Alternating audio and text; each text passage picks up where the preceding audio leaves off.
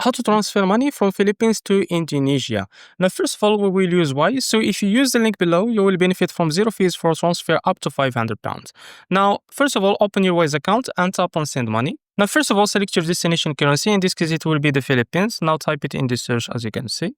Now, after you select it, you can select your recipient currency. In this case, it will be the Indonesia currency. Type Indonesia in the search, as you can see. Now, after you select it, now type here how much you want to transfer. For example, $1,000. And now this is how much your recipient will receive. Now, tap on Pay With and select the payment method. In this example, it will be the bank account. And now tap on Add Recipient.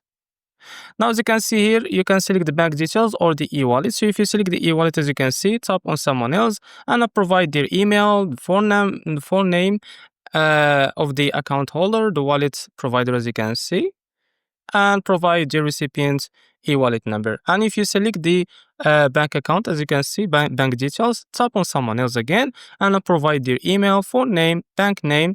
As you can see, you can select it from here.